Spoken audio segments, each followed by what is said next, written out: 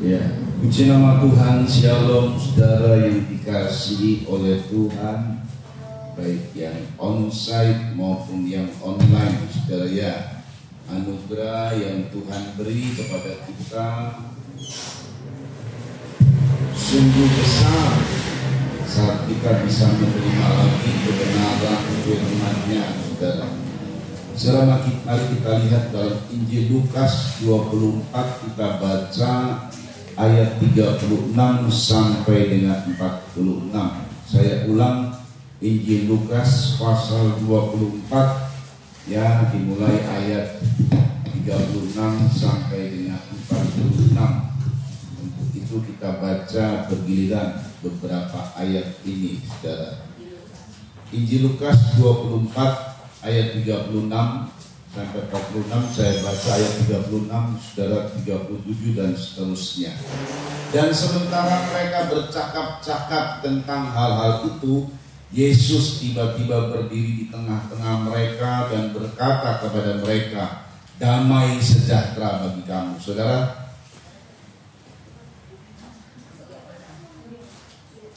ya 37.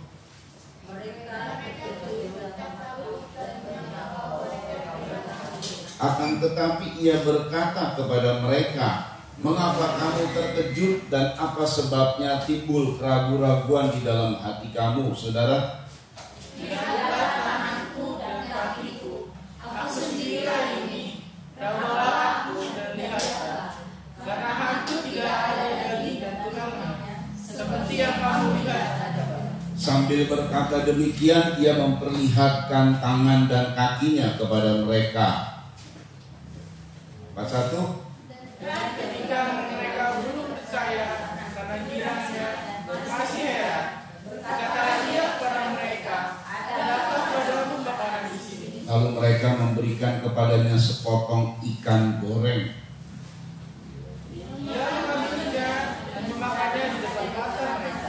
Ia berkata kepada mereka, "Inilah perkataanku yang telah kukatakan kepadamu ketika aku masih bersama-sama dengan kamu, yakni bahwa harus digenapi semua yang ada tertulis tentang aku dalam kitab Taurat Musa dan kitab Nabi-Nabi dan kitab Mazmur."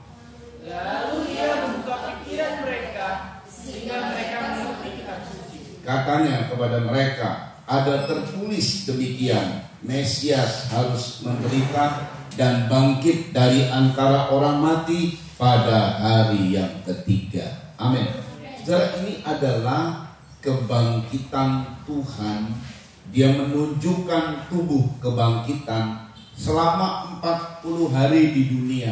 Saya ulang ya, 40 hari di dunia. Kekristenan bukan cuma soal berkat jasmani. Kalau saudara hanya menitik beratkan, diberkati, dikasih sehat dan lain sebagainya, hanya itu tujuan Kristen, maka saudara akan kandas imannya di hari-hari berikut ini, saudara. Karena kekristenan itu bukan cuma sekedar berkat jasmani. Ini tujuan dari kekristenan adalah menerima tubuh kemuliaan. Saya ulang, adalah menerima tubuh kemuliaan. Nanti kita akan lihat, saudara, tubuh kebangkitan yang dialami oleh Yesus itu sebagai contoh. Dia kasih contoh 40 hari lamanya. Jadi sejak kita merayakan Jumat Agung terus Paskah. Jadi hari apa itu? Jumat Agung itu tanggal 7 ya. Kemarin tanggal berapa? 7. Lalu Paskah tanggal 7, 8, 9. Nah, kebangkitan Tuhan tanggal 9.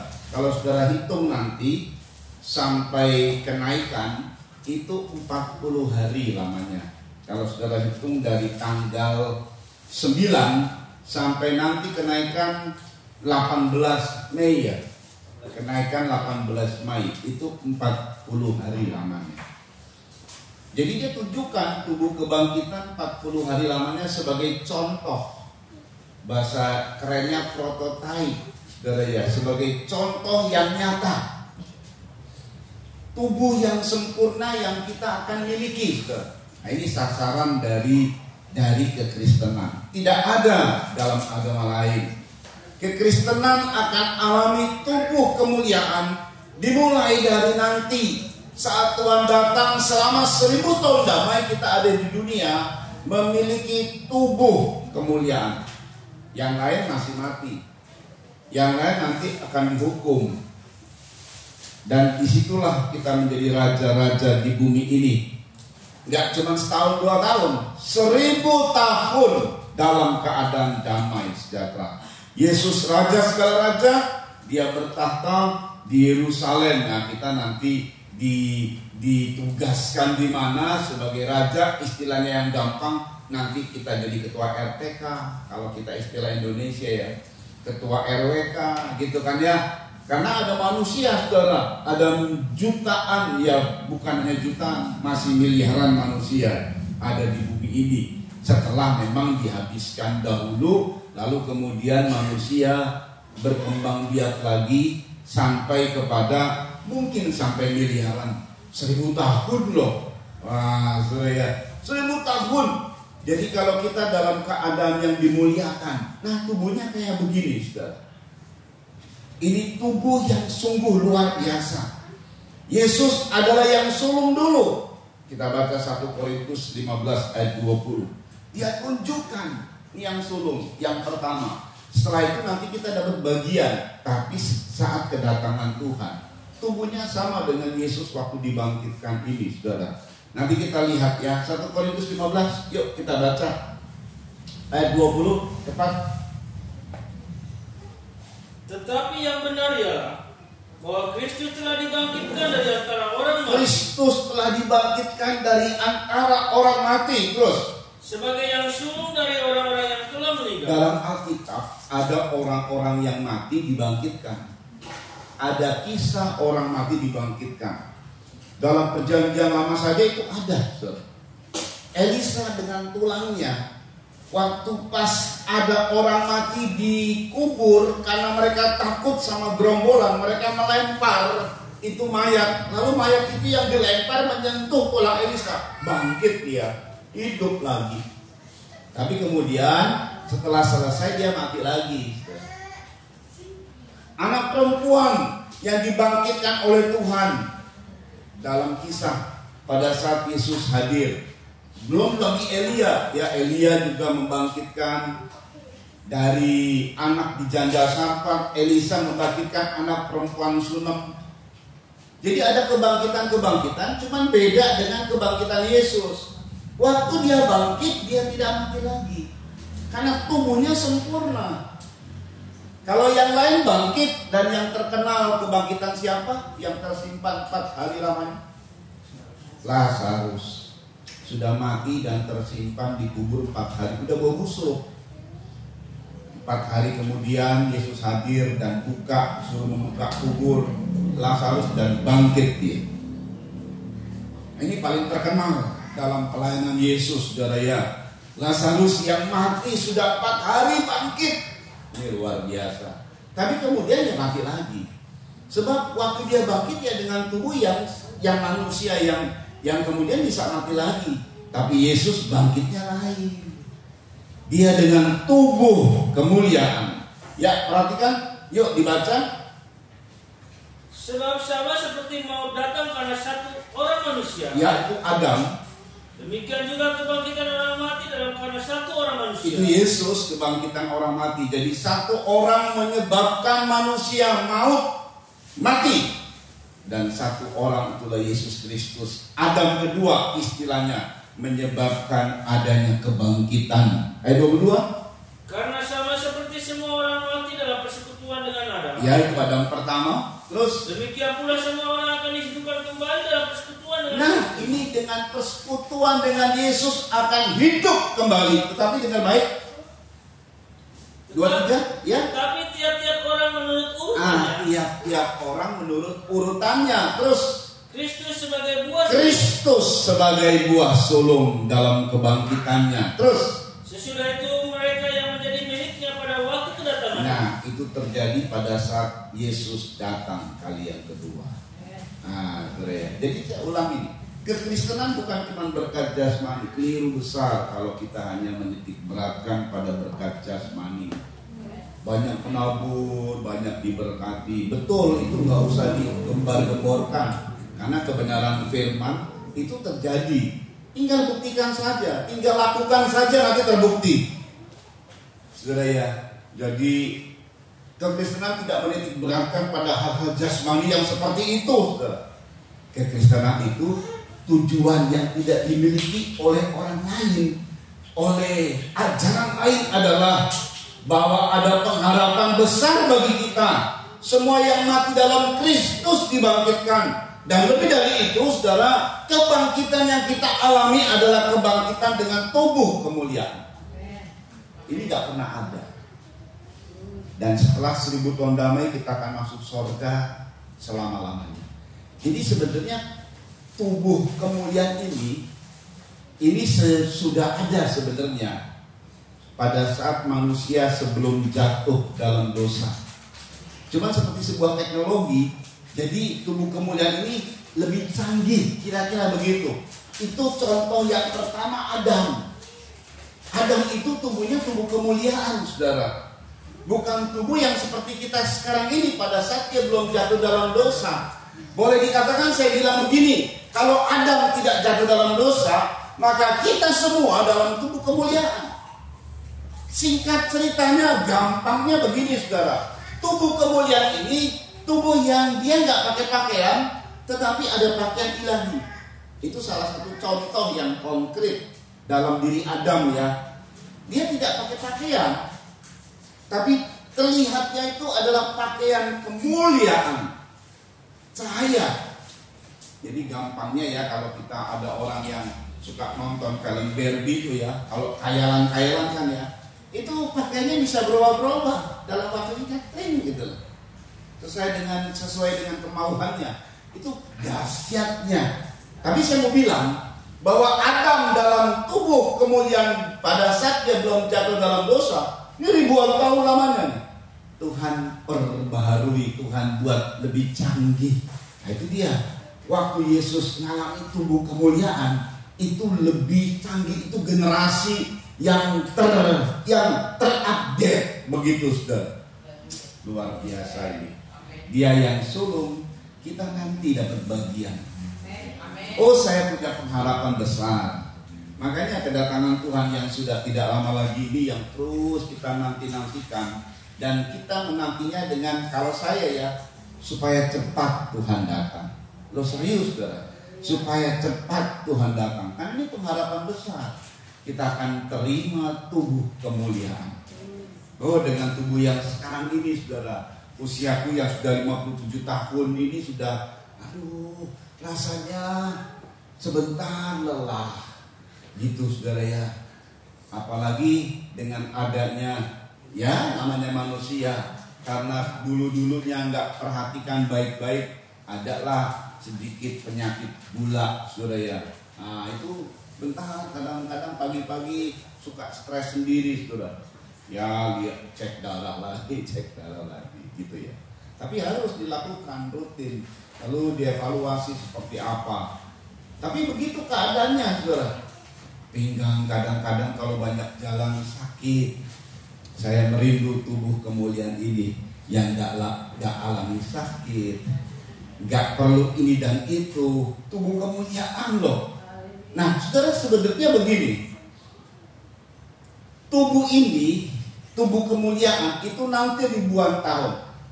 Itu nanti pada saat Tuhan datang dan kita akan terima dalam 1000 tahun damai, kita dalam tubuh kemuliaan. Saya mau kasih tahu, tapi suasana tubuh kebangkitan, tubuh kemuliaan itu bisa kita rasa sekarang. Nanti tubuhnya saat Tuhan datang, kita kan ada 3 bagian, tubuh, jiwa, dan roh. Tapi rohnya, spiritnya bisa kita rasakan sekarang. Namanya spirit kebangkitan. Jiwanya bisa kita rasakan sekarang. Namanya jiwa kebangkitan. Nah ini nih. Nanti tubuhnya baru saat Tuhan datang, Tuhan ubah. Tapi suasana kebangkitan Tuhan itu bisa kita rasakan sekarang, saudara. Amin, saudara. Ini namanya mengefektifkan kuasa kebangkitan. mengaktifkan kuasa kebangkitan. Sebab Tuhan bangkit bukan buat dirinya, Tuhan bangkit buat kita semua. Jadi ada kuasa kebangkitan yang dahsyat yang bisa kita alami. Nah, yang pertama-tama kita lihat, saudara ya. Kita pertama-tama lihat, ini perhatikan nih. Seperti Yesus, pada saat dia datang, dia nggak datang ketok pintu. Shalom ataupun kan kalau kita Assalamualaikum, enggak, tiba-tiba dia datang masuk. Jadi dia menembus tembok pintu apa? Dia tembus dan tiba-tiba dia, kalau kumpulan manusia itu berkeliling, saudara, dia menembusi juga tubuh manusia. Tiba-tiba dia muncul, tring, di tengah-tengah mereka muncul dia. Kagetlah, kagetnya. Kagetlah, lagi tegang-tegang, karena juga bukan biasa saja saat itu mereka masih dikejar-kejar sama orang Romawi, dianggap lagi bikin tipu muslihat karena mereka dianggap mencuri tubuh Yesus, lalu kemudian wah, begitulah beredar, saudara ya. Udah gitu banyak yang ditangkapi murid-murid Yesus, lagi tegang-tegang, mereka bersembunyi, mereka kunci semua pintu karena dikejar-kejar, saudara. Masih ada masalah-masalah yang heboh. Tiba-tiba muncul Yesus. Ya kagetlah, saya juga kaget. Biarpun itu pujaan kita, biarpun itu adalah orang yang kita harapkan, tapi kalau muncul mendadak, ya kagetlah, saudara. Makanya anggapan mereka, Yesus dianggap hantu. Ya iyalah, orang yang mati muncul mendadak dengan nembus-nembus begitu, dianggapnya apa? Ya hantu, tidak ada yang lain lah. Apalagi kita sering nonton film hantu. Ada CCTV, kalau sudah lihat suka di TikTok ya, CCTV hantu nembus dinding gitu kan. Terekam dengan CCTV. Tegang lah kalau lihatnya malam-malam sendiri. Nah, khawatirnya itu tiba-tiba ada yang nemenin kita gitu loh. Ada yang masuk nemenin kita, hai, tegang. Ya jelas. Ini bukan sebuah kesalahan kalau kemudian mereka berprasangka Yesus sebagai hantu. Tapi Tuhan dengan ini menyatakan juga, membongkar yang namanya spirit atau dunia roh yang misteri buat banyak orang. Oh iya, film-filmnya yang misteri banget, kiriman segala macam. Saya mau kasih tahu, Yesus bilang begini. Ini dari perkataan Yesus yang ngerti yang namanya dunia roh. Kita baca ya. Nah, jadi kita jangan mau ditipu sama iblis, jangan mau dibodoh-bodohin sama iblis. Ya, kita baca ulang kembali ayat 37.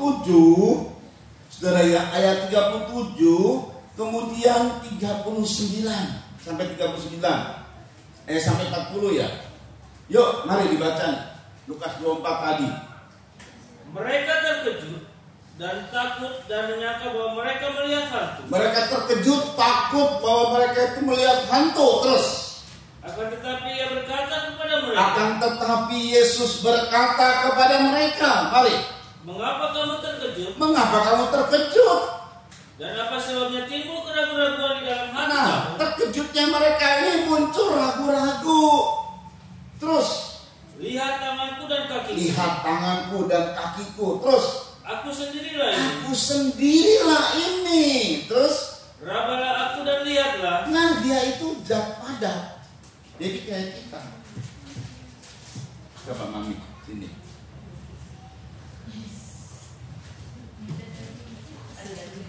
Dia bisa diraba.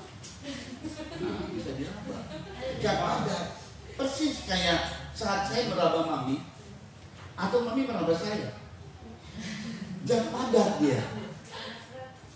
Tapi bisa nggak kita nembus yang dengan tubuh ini tembus gitu? Coba ya. Ayo.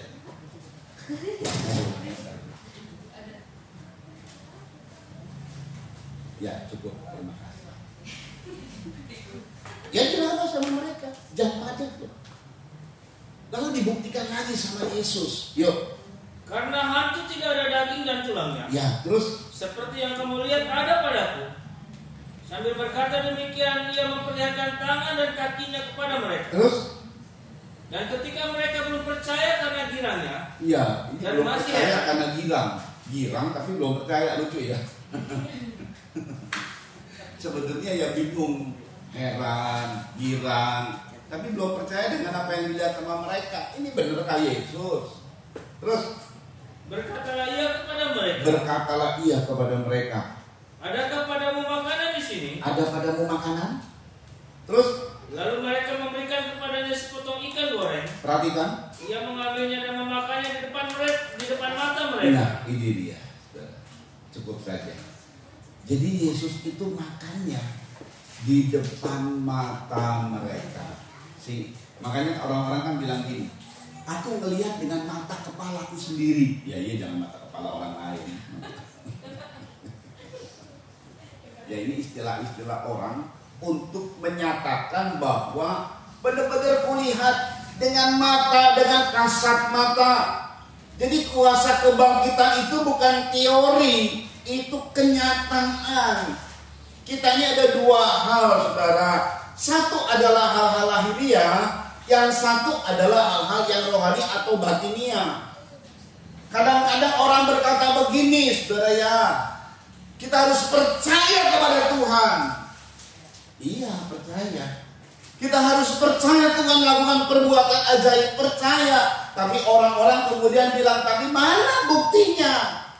Nah, saudara ya, banyak orang yang selalu mengungkapkan hal-hal yang rohani, tapi nyatanya mana, nyatanya mana. Sehingga banyak orang kecewa. Tapi saya mau kasih tahu, justru kuasa kebangkitan itu terbukti nyata sampai kepada hal yang lahiriah. Apa yang kau butuhkan itu bukan cuma teori, bukan cuma menang di dalam dunia roh. Wah, saya dapat penglihatan misalnya nih, bahwa saya diberkati. Ya cuma penglihatan doang. Kalau kebangkitan itu adalah betul-betul diberkati. Jadi apa yang diberikan Tuhan secara roh itu menjadi real dalam hidup kita. Real. Itu namanya kuasa kebangkitan. Waktu mereka sebut Yesus hantu, kan spirit. Itu roh. Keadaan roh ini, saudara, yang gak lahiriah dong. Gak semua orang, kalau misalnya ada, maaf ya, ada si Kunti misalnya nih, gak semua orang lihat si Kunti, cuman orang-orang tertentu lihat. Saudara boleh buka mata saya, ucek-ucek mata dengan air sabun, tetap saya gak bisa lihat si Kunti. Karena saya tidak memasuki dimensi roh. Dan saya bisa berkata begini, Anda bohong, gitu ya, Anda ada-ada. Gak ada itu si Kunti, saya gak lihat. Bahkan dari, katakanlah ada kumpul 100 orang, yang lihat paling 2-3 orang. Bagian besarnya nggak lihat. Ini yang negatif. Hal-hal yang positif, kita sering kali menunjukkan tentang iman. Makanya iman tanpa perbuatan menjadi mati. Kau punya iman dan kau berkata iman, tunjukkan perbuatannya dari imanmu. Nah kayak begitu, saudara ya. Ini hal-hal yang rohani yang kita baca. Firman Tuhan itu hal-hal yang rohani. Dan cari kerajaan Allah dan kebenarannya, itu semua hal yang rohani. Tapi saya mau katakan, dalam kebangkitan Tuhan, Tuhan tunjukkan bahwa benar-benar hal-hal yang berkaitan dengan rohani, firman, janji Tuhan, dan segala macam yang Tuhan janjikan, itu menjadi real, menjadi nyata dalam tubuh kebangkitan. Ini namanya kuasa kebangkitan. Bagaimana cara mengefektifkan kuasa yang nantinya kita dapatkan real. Kalau sembuh ya sembuh, betul sembuh. Gak cuma sembuh dalam alam roh, gak cuma berkat dalam alam roh, tapi betul-betul nyata di hadapan kita. Banyak orang, saudara ya, apalagi sekarang ini zamannya banyak orang terlalu ngeroh. Segala-galanya roh, segala-galanya roh. Makanya saya saja, kita yang yang bergerak juga di bidang hal-hal yang rohani, pelayanan roh, pekerjaan roh, semua disaring dengan kebenaran firman. Tapi saya tahu bahwa ada penghalang memang bagi orang-orang yang nyata dalam roh tetapi tidak, kelihatannya nyata dalam roh tetapi tidak lahir secara lahiriah. Pasti ada penghalang. Gak taunya inilah kunci dari hal yang roh, dari sesuatu yang rohani bisa menjadi hal yang lahir secara jasmani dan nampak. Makanya Tuhan betul-betul sengaja, aku minta makan ada ikan goreng, diambil sama dia, dia makan. Di mata mereka Yesus makan, di mata mereka itu kasat mata melihat bahwa benar ini Yesus yang mengalami, yang betul-betul bangkit dan secara tubuh dan secara lahiriah. Itulah efek, itulah kuasa kebangkitan yang bekerja, saudara. Ini puji Tuhan, ini luar biasa. Jadi saya rindu sekali kuasa ini bekerja dalam diri kita. Tubuhnya nanti kita dimuliakan, tapi spiritnya bisa kita rasa sekarang. Jiwanya bisa kita rasa sekarang. Makanya saudara, bicara mengenai spirit, bisa bicara mengenai roh. Ya mungkin kita, apalagi yang sudah penuh Roh Kudus, bagi orang-orang yang sudah penuh Roh Kudus akan klop dengan apa yang disampaikan Tuhan dari kebenaran firman-Nya. Tapi udah mulai bicara mengenai pikiran kita, perasaan kita. Sudah mulai kita sedikit menolak tentang kebenaran firman. Karena banyak kali kita menimbang-nimbang. Gak masuk logika, gak masuk akal. Makanya perlu jiwa kita ini, perasaan, pikiran, keinginan kita ini mengerti tentang kuasa kebangkitan. Amin, saudara. Saudara perhatikan baik-baik. Tuhan juga buktikan bahwa inilah yang namanya hantu atau spirit. Kalau bahasa Inggrisnya spirit, tidak ghost. Yang diterjemahkan tadi, aku bukan hantu. Mereka menyangka mereka melihat hantu. Bahasa Inggrisnya mereka menyangka mereka melihat spirit, roh. Gitu loh. Saudara perhatikan baik-baik. Jadi inilah dunia roh. Perhatikan ya. Pertama, Tuhan adalah roh adanya. Kedua, siapa lagi yang bersifat roh? Yang zatnya roh? Setan. Itu roh. Tiga, ini roh murni ya. Roh murni. Ketiga adalah apa? Ya setan, jin udah termasuk. Ini udah termasuk. Malaikat Tuhan. Malaikat Tuhan. Jadi Tuhan, malaikat Tuhan, setan itu roh semua. Mereka berperan dalam dunia roh. Mikael, panglima bala tentara sorga, itu suka berperang melawan iblis dalam dunia roh. Gak taunya kehidupan kita dalam dunia jasmani ini juga berpengaruh dengan dunia roh yang ada. Antara penjaga kita, malaikat, dengan iblis yang menyerang. Terus terjadi, tapi kita gak ngerti. Dan kita gak perlu ngerti memang yang begitu. Yang pentinglah buat kita terjaga, terlindungi. Ada malaikat yang membuat sesuatu melindungi dan lain sebagainya. Tapi ada roh jahat juga yang akhirnya berdampak pada orang-orang tertentu, pada manusia yang percaya kepada dia.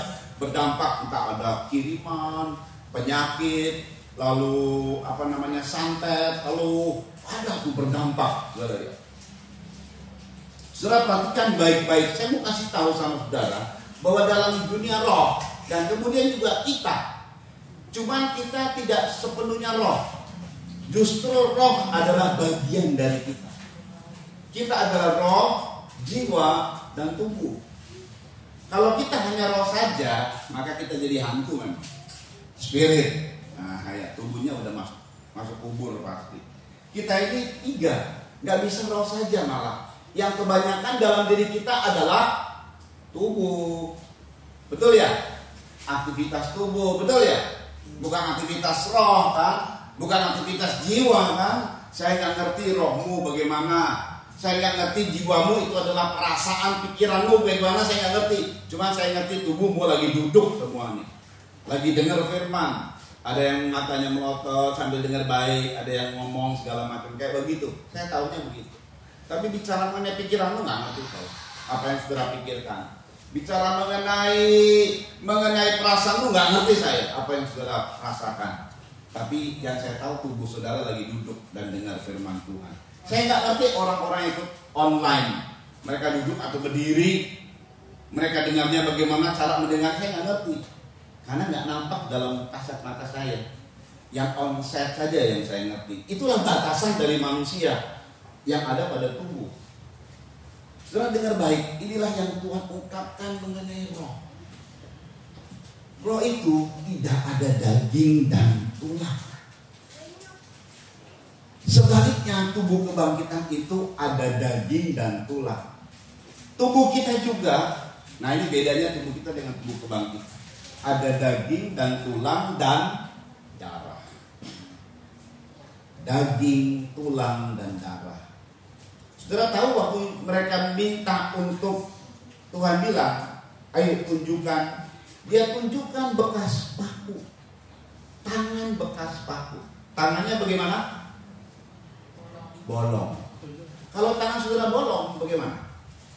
Berdarah. Betul? Kalau saudara terus bolong, iya berdarah. Gak ada orang bolong terus bolong gitu. Lihat tangan saya bolong, tapi gak ada darah. Gak ada. Mesti dibuntungin tangannya. Jadi seluruhnya. Jadi cuma ditutup begitu saudara. Nggak ada yang bolong itu kemudian nggak ada darah, kan? Iblis tidak ada tulang dan daging. Jadi iblis kalau megang, ya contoh lagi, megang ini jatuh dia, ini jatuh, nggak bisa dipegang sama iblis. Spirit bukan iblis, spirit. Jadi dunia spirit itu butuh manusia, butuh tubuh. Dengan itu sebenarnya nggak ada yang namanya jin nyekek segala macam, itu tidak.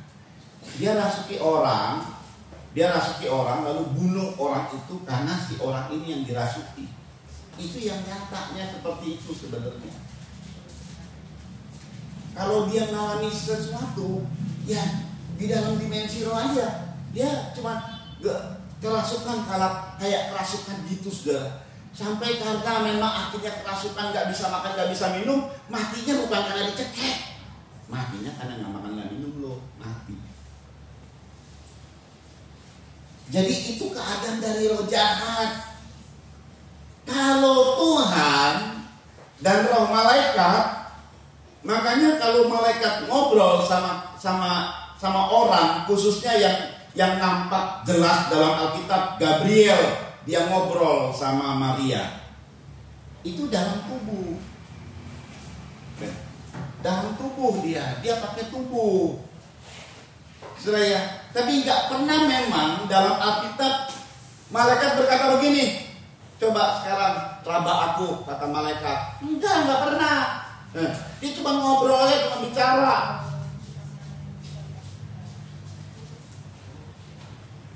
Kita lihat bahwa itulah yang namanya spirit.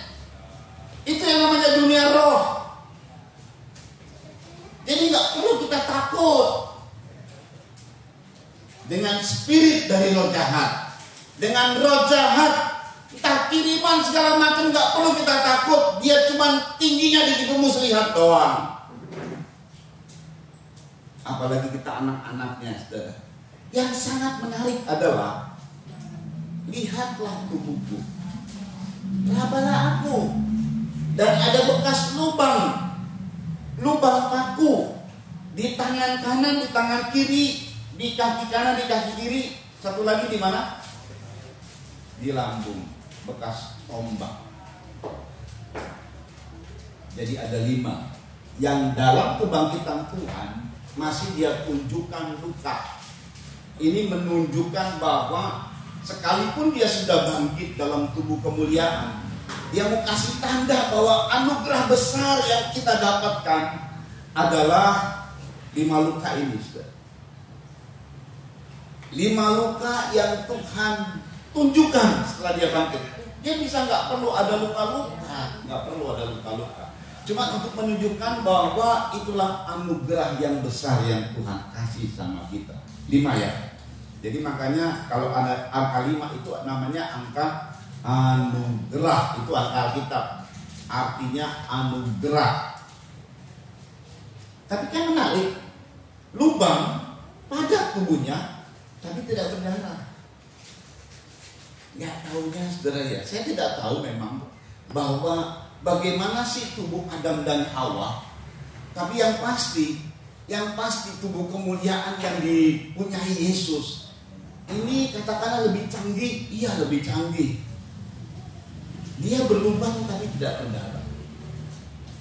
Sedangkan boleh saya katakan begini, dengan jatuhnya manusia, disitulah muncul masalah hidup, disitulah juga muncul penyakit. Seluruh penyakit itu kaitannya pasti dengan darah. Coba sebutkan penyakit apa? Darah tinggi, urusan darah. Apalagi gula darah, kencing manis, urusan darah. Apalagi saudara, kolesterol, urusan darah. Iya kan? Kalau saudara mau periksa di lab, apa yang diperiksa? Pertama apanya? Diambil darahnya. Jadi hampir semua bagian tubuh manusia yang kalau sudah penyakit itu urusannya darah.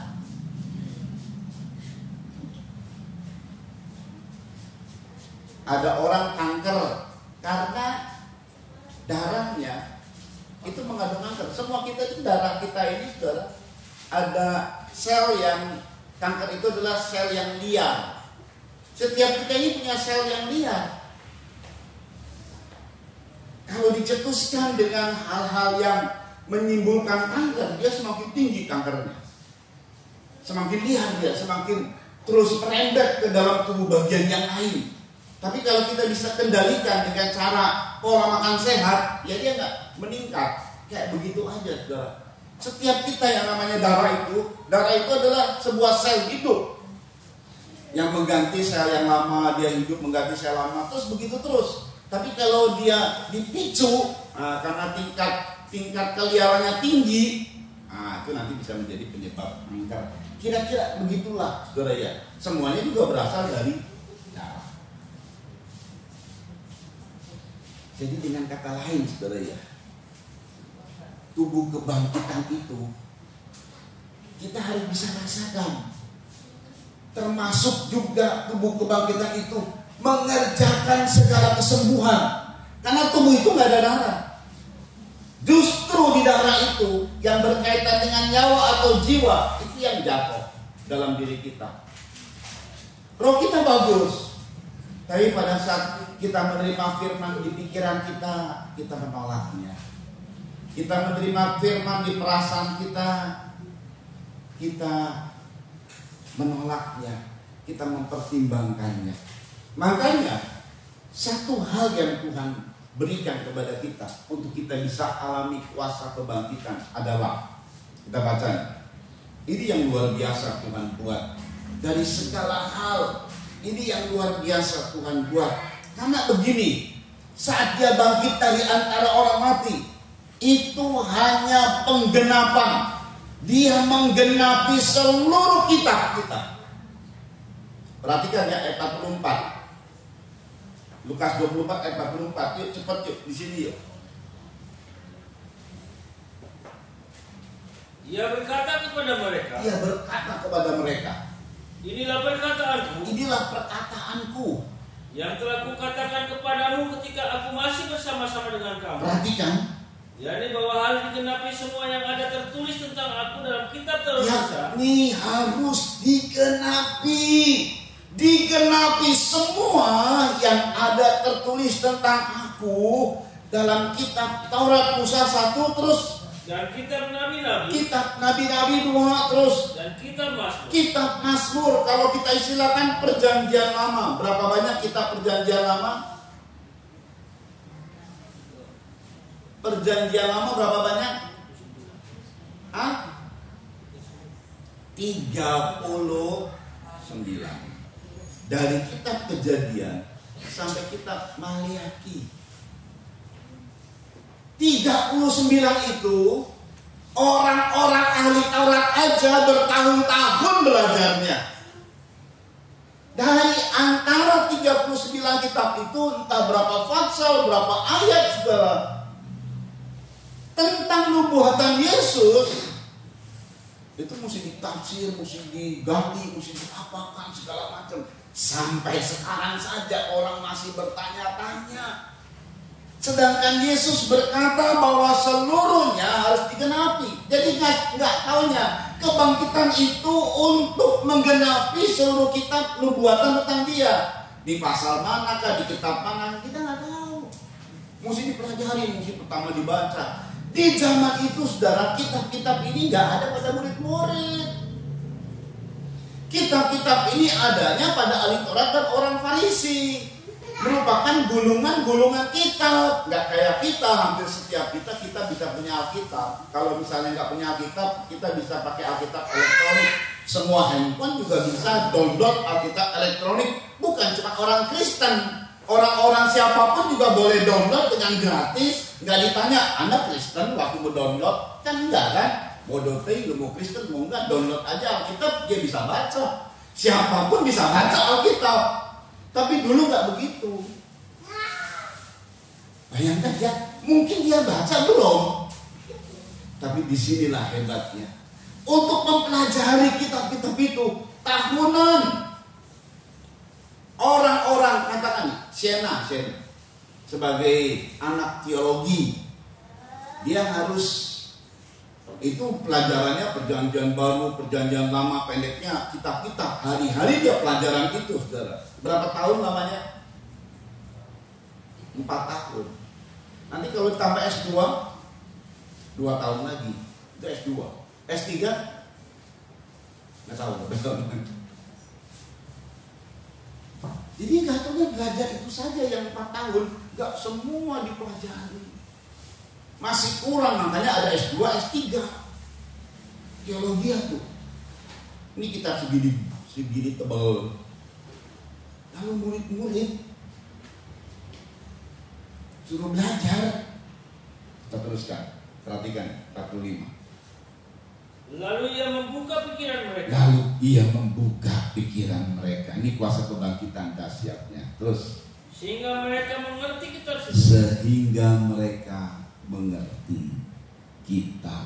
suci. Terus. Katanya kepada mereka. Ya. Ada tertulis demikian. Ya. Mesias harus menderita dan bangkit dari antara orang mati pada hari yang ketiga. Iya, cukup. Mereka langsung ngerti loh. Puluhan tahun ahli Taurat orang Farisi sudah sampai jadi profesor. Banyak yang gak ngerti.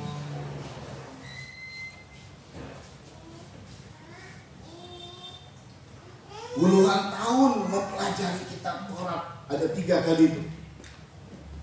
Banyak yang gak ngerti. Dalam waktu singkat, ngerti mereka kitab suci. Buktinya apa? Tuhan bilang gini, Mesias harus menderita. Kalau mau bangkit, dia harus menderita dan mati, baru bangkit.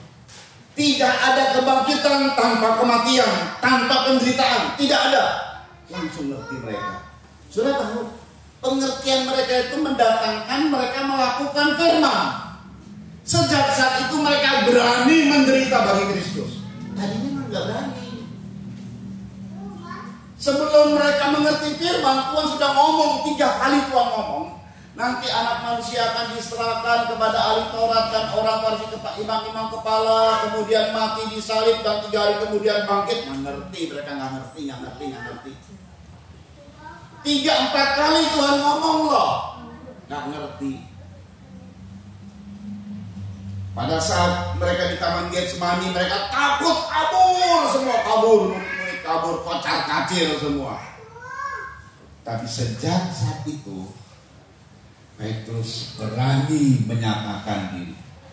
Paulus, orang yang memang nanti didapatnya sama Tuhan, akhirnya mengerti dan dia bicara soal kuasa kebangkitan. Dia berani berkata, sepanjang hari aku berhadapan dengan maut, tapi karena aku mengerti kuasa kebangkitan. Kebangkitan itu terjadi kalau kita mengalami penderitaan dan mati. Apanya yang mati? Keakuan kita mati. Apanya yang mati? Kedagingan kita yang mati. Apanya yang mati? Hawa nafsu kita yang mati. Apanya yang mati? Ketakutan kita yang mati. Ini kuasa kebangkitan. Kalau saudara mengerti kuasa kebangkitan, perhatikan baik-baik, kuasanya yang bekerja. Lihat bekerjanya. Dia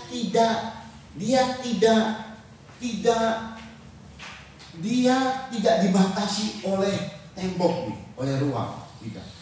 Kalau dia bicara kuasa kebangkitan, dia tidak dibatasi oleh 4 sudut ini. Kadang-kadang saudara, seluruh kehidupan kita dibatasi oleh rumah dari 4 sudut. Aduh, bingung ya. Saya mau makan apa ya? Apa yang kita lihat? Kuasa kebangkitan tidak dibatasi oleh kuasa kebangkitan. Perhatikan ya, ada makanan nggak? Ada. Nggak ada makanan? Nggak apa-apa. Sedangkan hidup manusia bagaimana? Saudara, hidup karena apa? Makan. Makanya muncul khawatir. Matius 15. Matius, kita baca Matius 6. Cepat yuk. Ayat 25. Kita baca. Ini ayat terakhir saja buat kita semua. Jadi dia nggak dibatasi oleh yang namanya tembok, namanya pintu, bahkan zat-zat adat lainnya. Dia betul-betul menjadi supranatural. Ini kuasa kebangkitan. Artinya menjadi sesuatu yang melebihi daripada umumnya. Ini kuasa kebangkitan. Yuk dibaca. Dan kuasa kebangkitan lebih daripada itu adalah dia tidak makan boleh, nggak makan juga boleh. Nggak dikuasai oleh yang namanya makan dan minum. Kalau saudara mengalami kuasa kebangkitan, seluruh keberadaan kita nggak pernah khawatir. Yuk dibaca. Karena itu aku berkata kepadamu, Iya. janganlah khawatir akan hidupmu, akan apa yang hendak kamu makan atau minum. Iya. Dan janganlah khawatir pula akan tubuhmu, Iya. akan apa yang hendak kamu pakai. Amin. Terus? Bukankah hidup itu lebih penting daripada makanan? Iya. Dan tubuh itu lebih penting daripada pakaian. Perhatikan. Pandanglah burung-burung di langit, Iya. yang tidak menabur dan tidak menuai, Iya. dan tidak mengumpulkan bekal dalam lumbung, Terus? namun diberi makan oleh Bapamu yang di surga. Ayat 31. Sebab itu janganlah kamu khawatir dan berkata, Iya. apakah yang akan kami makan? Apakah yang akan kami minum? Apakah yang akan kami pakai? Terus? Semua itu dicari bangsa-bangsa yang tidak mengenal Allah. Iya. Akan tetapi Bapamu yang di surga tahu bahwa kamu memerlukan semuanya itu. Iya. Jadi ini kuasa kebangkitan ini mempengaruhi hidup kita untuk tidak khawatir, sebab Tuhan sediakan semua. Itu sampai tidak khawatir, sebab makan boleh, nggak makan boleh. Kuasa ini kalau bekerja dalam diri kita nggak khawatir, karena Dia pelihara kita, Dia jaga kita. Kuasa kebangkitan itu bekerja dalam hidup kita. Yuk kita datang sama Tuhan. Kita nyanyikan hidupku menggenapi Tuhan. Nanti mama.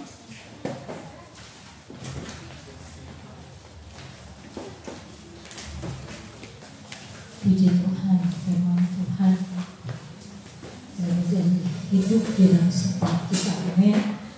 Haleluya. Kuasa kebangkitan Kristus menyatu dalam setiap kita, sehingga tidak ada kita katakan mustahil di dalam Yesus, tapi di dalam Yesus selalu perkara-perkara yang mustahil, yang tak terduga, yang tak terkira oleh kita itu yang disediakan. Amin. Tidak ada perkara yang mustahil. Haleluya.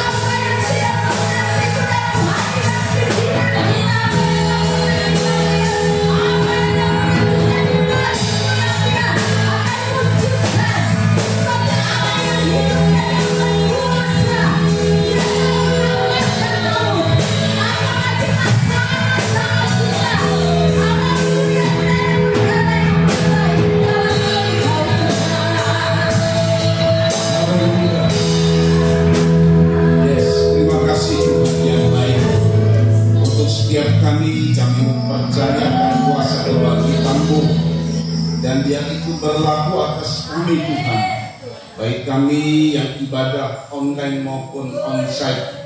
Kami akan mengalami kuasa kebangkitan. Kami tidak khawatir lagi, karena kuasa kebangkitan itu adalah kuasa yang mengerjakan hal yang dahsyat dalam kehidupan kami. Ajar kami untuk kuat di dalam penderitaan yang memang harus kami alami Tuhan, sehingga mematikan segala keinginan daging yang rohani muncul. Itulah yang mulia semakin muncul. Biar roh kemuliaan-Mu ada pada kami Tuhan. Kami terima semua apa yang sudah Kau berikan kepada kami. Berkat firman, yaitu kami dibuka pikirannya untuk mengerti seluruh kehendak Tuhan dalam kehidupan kami.